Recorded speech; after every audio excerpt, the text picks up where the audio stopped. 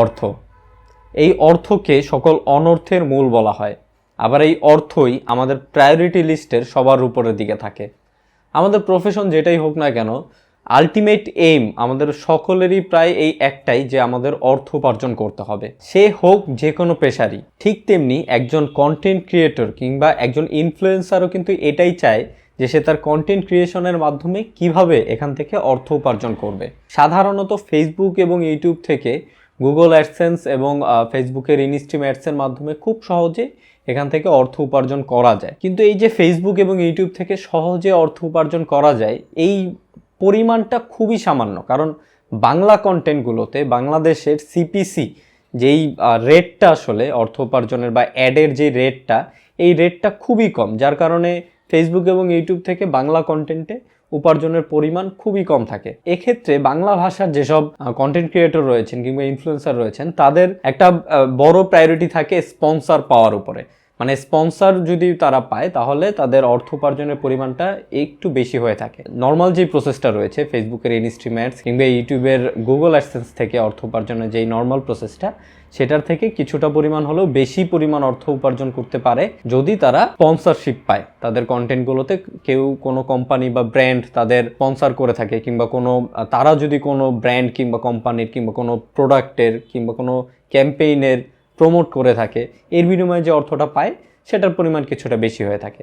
তাই content creator এবং ইনফ্লুয়েন্সারদের প্রথম পছন্দ থাকে স্পন্সরশিপ পাওয়া। কিন্তু এই স্পন্সরশিপ পাওয়াটা কিন্তু এতটা সহজ কোনো বিষয় না বা সহজ কোনো ওয়ে না। আপনি চাইলেই আপনার ভিডিওতে স্পন্সরশিপ পাবেন না। কোনো কোম্পানি এসে আপনাকে স্পন্সরশিপ এতটা সহজে করবে না। এটার জন্য আপনাকে হয়তো এক্সট্রাভাবে মার্কেটিং করতে হবে স্পন্সরশিপ পাওয়ার জন্য, কিংবা আপনার খুব বেশি পরিচিতি থাকতে হবে যাতে কোম্পানি নিজে থেকে এসে আপনাকে স্পন্সর করতে চায়। তো মিডল পর্যায়ে যারা আছে, মানে বিগিনার লেভেলের বা একটু ভালো পর্যায়ে আছে যেসব কন্টেন্ট ক্রিয়েটর বা ইনফ্লুয়েন্সাররা, তারা কিভাবে স্পন্সরশিপ পেতে পারে, এই ব্যাপারটা একটু সহজ করার জন্য বাংলাদেশে একটা থার্ড পার্টি ওয়েবসাইটের আগমন হয়েছে। একটা থার্ড পার্টি কোম্পানি বা ওয়েবসাইট বলা যায়, যারা কন্টেন্ট ক্রিয়েটর অথবা ইনফ্লুয়েন্সারদের সাথে স্পন্সরশিপ প্রদান করবে। যেসব কোম্পানিগুলো তাদের একটা কোলাবোরেশন করে দিবে, থার্ড পার্টি হয়ে মাঝামাঝি অবস্থানে থেকে তারা কন্টেন্ট ক্রিয়েটর এবং স্পন্সরশিপ কোম্পানিদের একটা কোলাবোরেশন করে দিবে। এই থার্ড পার্টি ওয়েবসাইটটার নাম হচ্ছে HypeScout। আজকে আমি HypeScout সম্পর্কে একটু কথা বলতে চাচ্ছি, এবং HypeScout-এ কীভাবে আপনারা অ্যাকাউন্ট ক্রিয়েট করবেন, HypeScout-এ কীভাবে আপনারা স্পন্সরশিপ পেতে পারেন, এবং আপনি যদি কোনো কোম্পানি হয়ে থাকেন, আপনি যদি কাউকে স্পন্সর করতে চান, তাহলে HypeScout-এর মাধ্যমে কীভাবে আপনারা একটা আদর্শ কন্টেন্ট ক্রিয়েটর আপনার স্পন্সরটা করার জন্য, আপনার প্রোডাক্টটাকে প্রমোট করার জন্য একটা আদর্শ কন্টেন্ট ক্রিয়েটর বা একটা আদর্শ ইনফ্লুয়েন্সার কীভাবে পেতে পারেন, এই যাবতীয় বিষয়গুলো নিয়ে আমি আজকে কথা বলবো। তো এই HypeScout মূলত একটা বাংলাদেশি ওয়েবসাইট।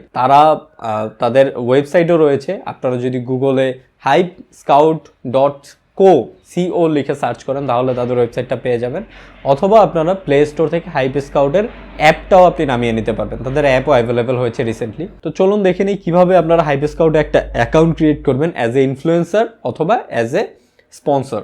সবার প্রথমে আপনাদেরকে যেটা করতে হবে, আপনাদের ডেস্কটপের যে কোনো একটা ব্রাউজার ওপেন করে সেখানে লিখতে হবে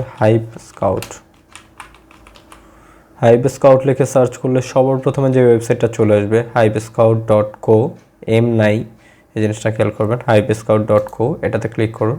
এটাতে ক্লিক করলে এরকম একটা ইন্টারফেস চলে আসবে। এটা হচ্ছে HypeScout-এর মেইন ইন্টারফেস।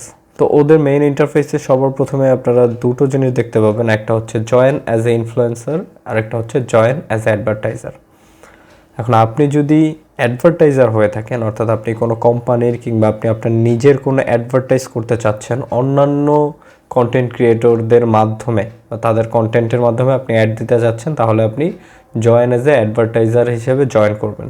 আর যদি আপনি নিজে একজন কন্টেন্ট ক্রিয়েটর হয়ে থাকেন, অর্থাৎ আপনি কন্টেন্ট তৈরি করেন এবং আপনি চান যে অন্য কেউ এসে আপনার কন্টেন্টে অ্যাড করুক বা প্রমোট করুক বা স্পন্সর করুক, তাহলে আপনি জয়েন অ্যাজ এ ইনফ্লুয়েন্সারে ক্লিক করুন।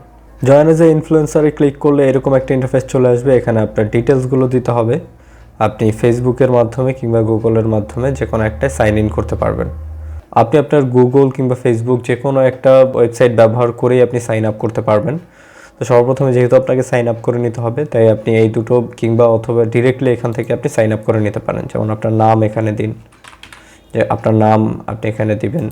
ইমেইলে আপনি কোনো একটা মেইল অ্যাড্রেস এখানে দিবেন, তারপর একটা পাসওয়ার্ড, সেম পাসওয়ার্ডটা আবার কনফার্মেশন হিসেবে দিয়ে অ্যাগ্রি অ্যান্ড সাইন আপে ক্লিক করুন।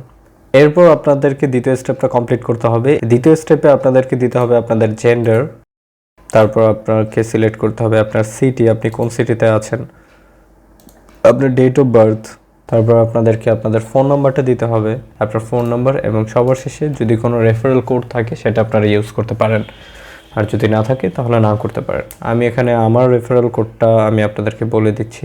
এরপর 3 নম্বর স্টেপটা চলে আসবে। 3 নম্বর স্টেপে আপনাদেরকে সিলেক্ট করতে হবে আপনারা কোন ধরনের কন্টেন্ট বানান। তো আপনারা যেই ধরনের কন্টেন্ট বানান এখানে অনেকগুলো টাইপ রয়েছে, অর্থাৎ ক্যাটাগরি রয়েছে। আপনাদের কন্টেন্ট অনুযায়ী আপনাদের ক্যাটাগরি সিলেক্ট করুন। তারপর এখানে আবার একটা সাব ক্যাটাগরি রয়েছে, সেখানে আপনারা আপনাদের সাব ক্যাটাগরি সিলেক্ট করুন। এবং 3 নম্বর অপশনে আপনারা আপনাদের ক্যাটাগরিটা সিলেক্ট করতে পারেন, না চাইলে নাই, এটা অপশনাল। তারপর সিলেক্ট করার পরে কন্টিনিউতে ক্লিক করুন। বাস আপনাদের অ্যাকাউন্ট ক্রিয়েট হয়ে গিয়েছে। এখানে অ্যাকাউন্ট ক্রিয়েট হওয়ার পরে আপনারা এরকম একটা ইন্টারফেস দেখতে পাবেন। এবার আপনাদেরকে বেশ কিছু কাজ করতে হবে। সর্বপ্রথমে আপনাদেরকে আপনাদের যে সোশ্যাল মিডিয়া অ্যাকাউন্টগুলো রয়েছে, যেই অ্যাকাউন্টগুলোর মধ্যে 1000-এর বেশি ফলোয়ার কিংবা সাবস্ক্রাইবার রয়েছে, সেই অ্যাকাউন্টগুলো এখানে কানেক্ট করে নিতে হবে। আপনার ইনস্টাগ্রাম, আপনার ফেসবুক, ইউটিউব, টিকটক যেটাই আছে সেগুলোই সবগুলো এখানে কানেক্ট করে নিন। এই হচ্ছে HypeScout-এর মূল ইন্টারফেস। এখানে আপনার নাম, রেফারেল কোড এবং নিচে আপনার রেফারেল কোড ইউজ কেউ করছে কিনা সেটা দেখা যাবে। এখানে আরেকটা বিষয় রয়েছে, সেটা হচ্ছে আর্ন আপ টু 100 টাকা for every user you refer.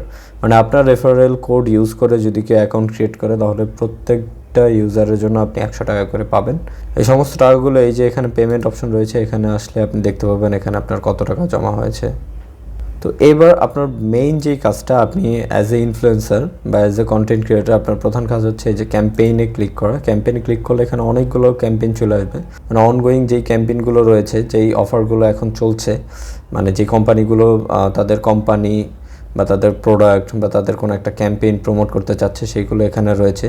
এই সবগুলো ক্যাম্পেইনের ডিটেলস এখানে রয়েছে, কোন কোম্পানি কী প্রমোশন করতে চাচ্ছে বা কোন অফারটা তারা প্রমোট করতে চাচ্ছে, সেই সাথে তারা মেল ইনফ্লুয়েন্সার চাচ্ছে নাকি ফিমেল, তারা কোন কোন ওয়েবসাইটে তাদের ক্যাম্পেইনটা প্রমোট করতে চাচ্ছে, যেমন এটা ফেসবুক এবং ইনস্টাগ্রামে প্রমোট করতে যাচ্ছে। যেমন এই ক্যাম্পেইনটার মধ্যে যদি আমি ক্লিক করি তাহলে দেখতে পাবেন Chillox want to promote there product love in a cup Chillox teaser testing with your. মানে চিলক্স যে কোম্পানিটা, এই কোম্পানিটা তাদের একটা অফার তারা প্রমোট করতে চাচ্ছে রিসেন্টলি।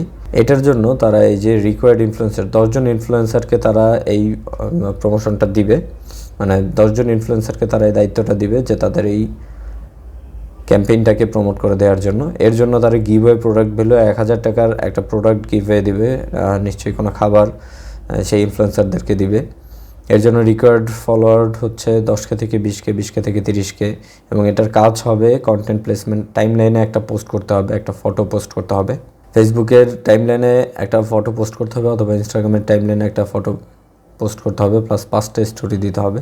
এ ধরনের সব ডিটেলসগুলো দেওয়া থাকে, কোন ক্যাম্পেইনে কার কী রিকোয়ারমেন্ট, এই রিকোয়ারমেন্টগুলো দেওয়া থাকে, কন্টেন্ট টাইপ কোথায় কী দিতে হবে, সব কিছু ডিটেলস এখানে দেওয়া থাকে। আপনারা যেই ক্যাম্পেইনগুলো রয়েছে এই ক্যাম্পেইনগুলোতে ক্লিক করলে আপনারা সব ডিটেলস এখানে দেখতে পাবেন, সব কিছু লেখা রয়েছে। তো মূলত এটাই হচ্ছে HypeScout-এর কাজ। এখানে আপনাদের ওয়েবসাইটগুলো অ্যাড করে দেওয়ার পরে কোনো কোম্পানি যখন কোনো তাদের অফারটাকে, তাদের কোনো ক্যাম্পেইনকে প্রমোট করতে চাইবে, তারাও আপনার প্রোফাইলটাকে দেখতে পাবে এবং তারাও নিজে থেকে আপনার সাথে কন্ট্যাক্ট করতে পারবে যে আপনার পেজ কিংবা আপনার চ্যানেলে তারা তাদের অফারটা, তাদের ক্যাম্পেইনটা প্রমোট করতে যাচ্ছে।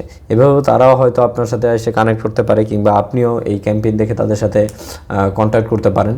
এভাবে আসলে আপনারা খুব সহজেই এই HypeScout-এর মাধ্যমে সহজেই স্পন্সর পেতে পারেন এবং কোম্পানিগুলো সহজেই ইনফ্লুয়েন্সার খুঁজে পেতে পারে।